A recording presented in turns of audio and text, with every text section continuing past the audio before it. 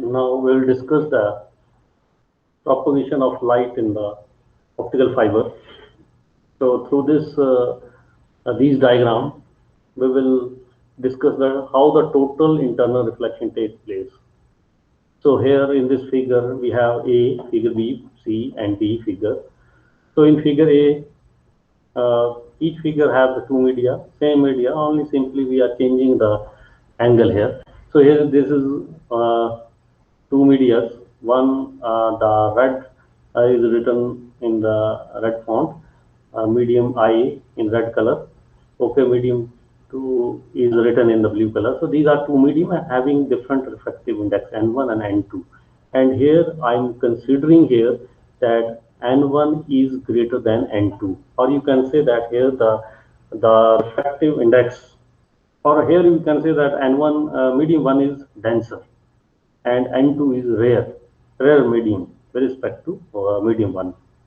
And you know that when we are talking that when the ray is traveling from medium uh, 1 to another medium, or you can say the when ray will enter into another medium, we'll call it refraction take place. Uh, so at that the refraction, we know that they are follow the Snell's law. This is sine I by sine R. This is refracted angle, and this is angle of refraction, and this is uh, respective refractive indexes. This is N2 is refractive index for medium 2 and N1 is refractive index medium 1. So this the the path when the ray is incident at the interface, it will get refracted in the second medium through an angle theta r. Okay, and this will follow this Snell's law. So what will happen here now? What will I will do that in the figure 2, I have simply changed the angle theta. Now I'm increasing the angle, this incidence angle. This is incident angle, and if I increase this theta uh, I here, I will denote it with theta I prime. So this is greater, and as we know that this is denser medium, this is rare medium. So what is happening that we know that when it go to the rare medium, denser to rare medium, it will bend away from the this normal. This is normal to the interface of two media. So light will bend away from the normal. So it will get refracted in this direction. And you can say that when I increase the angle theta I, incident angle theta I prime, there is increase in the theta r angle also. It went more. So as we go on increasing this incident angle, one stage reached, that is we denoted with the figure C. What will happen that is we increase this angle theta I, a stage reached when this refracted ray now will move parallel to the interface of these two media. Or you can say that at this angle, for example, I have denoted with theta IC. So here angle of reflection is 90 degree. So if I put here in the Snell's law, I can write theta IC by sine 90 degree is equal to 9 to yn1. And here we will get that this sine theta IC comes out, so sine 90 is 1, it is n to yn1. If I know the value of the refractive index of medium 1 and medium 2, I can get this information that at what angle the ray will uh, uh, propagate parallel to the interface. So this is and I denoted with the C here. This is, we call it a critical angle at which the ray will travel or move parallel to the interface of these two media. Okay.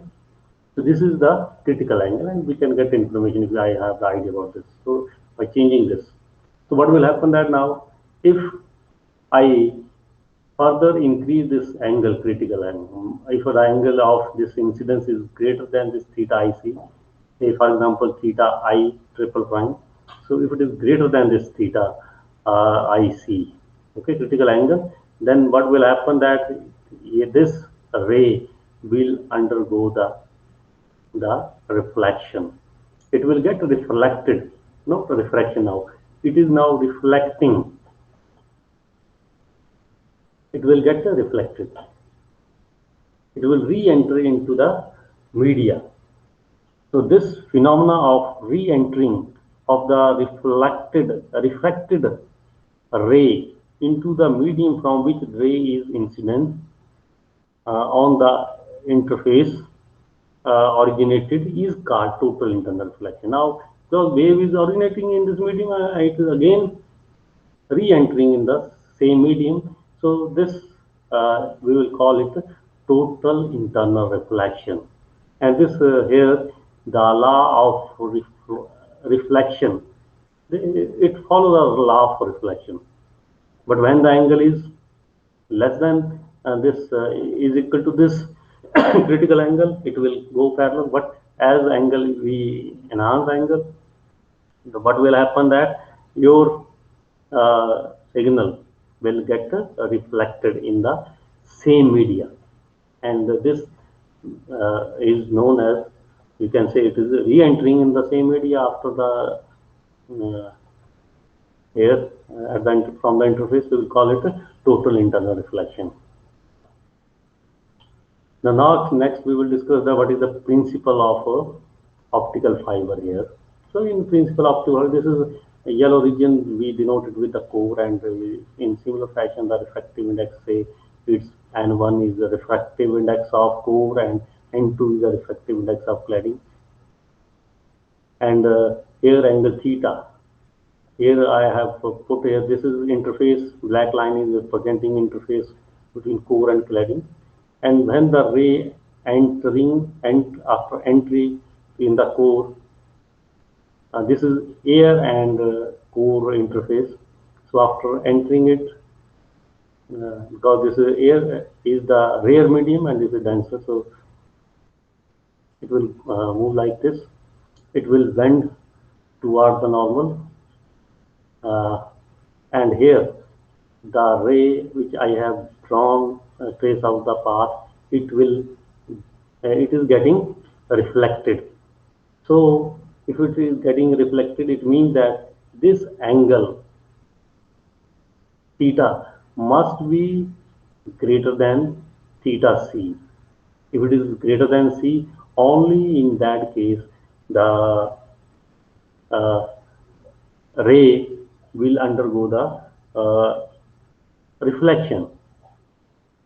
So this is the condition, and we know if I have idea about what is the refractive index, core and cladding, I can get the information about what should be the critical angle of the given fiber. And if this angle is greater than that, theta c,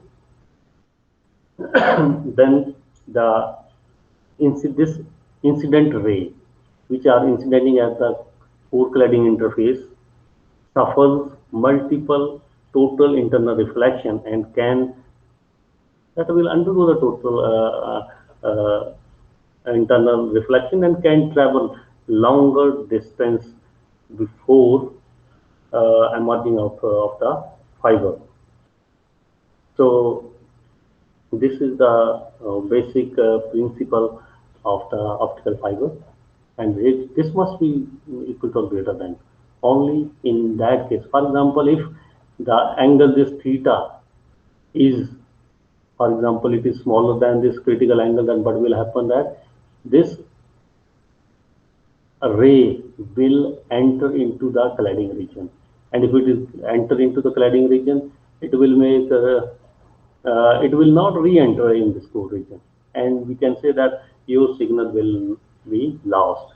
So this, and that is of no use, because the signal which will stay within the core, only those signals can be uh, uh, detected at the other end of the core, uh, other end of the receiving end of the core, you can say, or the fiber.